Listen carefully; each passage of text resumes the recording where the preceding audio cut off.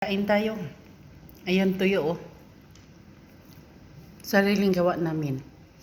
Nagbakasyon yung mga amo namin ba. Yung dalawang mag-asawa. Kaya ayan. Nakagawi kami ng tuyo. Doon namin nilagay sa rooftop. Alam nyo ba, as in crunchy siya. Isang araw lang yan. Kahapon ng tanghali. Binilad namin doon sa sa rooftop. Ngayon, nakain na namin as in tuyo na. Grabe ka crunchy. Ayan oh. Yung binili namin ito sa Fish Market. Hindi kami basta-basta makatuyo kasi dito, stricto yung amo namin sa sarili na niyang bahay. Hindi kagaya dati sa family house pa kami nakatira. Hindi siya makaakyat doon sa rooftop. Ngayon, ikot niya lahat. Yan oh. Biniyak kahapon ng umaga. Tapos binabad ng mga 2 oras. Pagka mga alas 11, binilad na. Ngayon, ayan, pinirito na. Imagine, gaano kainit dito. 10 piraso nga itong binilad. Ito pa yung hilaw oh. Hindi mo namin maubos ng isang kainan. Kaya iyan.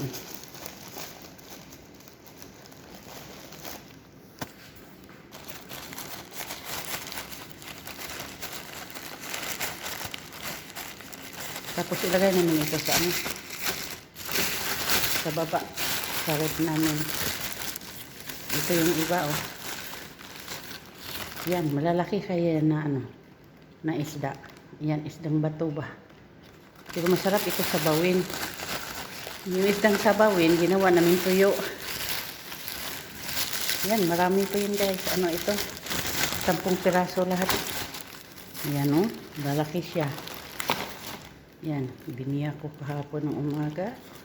Kunting asin lang nilagay para hindi siya maalat. Yan. Diyos ko, dati ng tuyo ah. Yan. Sa sobrang init. Aabot pa naman ng 54 degrees. Ayan. Hindi siya. Isang araw lang talaga. Ay, hindi totally isang araw. Kasi 11 na ito, binilad. Na. Yan oh.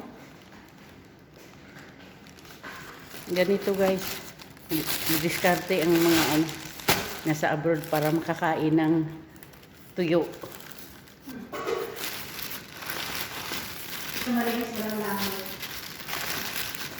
Saka dito, walang langaw. Sino kayang langaw mabubuhay dito sa 54 degrees? Sa ngayon pa lang yan ha. Yan. Masarap ito sa bawin ba? Dito tinatawag ito na ano yung tawag dito Maria? Sa ito sa dito, makalimutan ko. Yan. Di yan sa atin, mahal ito. Presko, sabawin nito. Wala kasing amoy.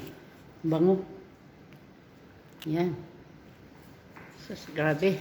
Ito yung tuyo. Yan, pinakita ko sa inyo. Ganito kami magdiskarte.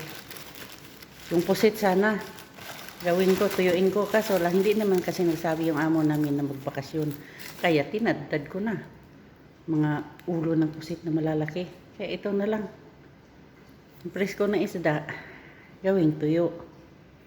Kasi maraming isda eh.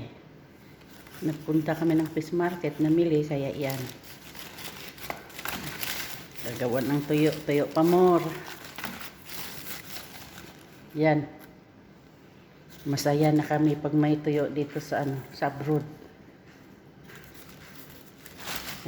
Kakasawa kasi sige lang manok, siging manok. Hindi naman ako nakain ng karne na ng sheep at saka baka, kaya yan. Tapos parisan ng sausawan, maanghang. Yan. Sili. Gano sili. Pagkadaming sili. Tapos lemon. Yan oh. Kaya kain tayo guys. Yan. So hanggang dito na lang. At least nakakita kayo paano namin tinuyo yung isda dito. Bye bye.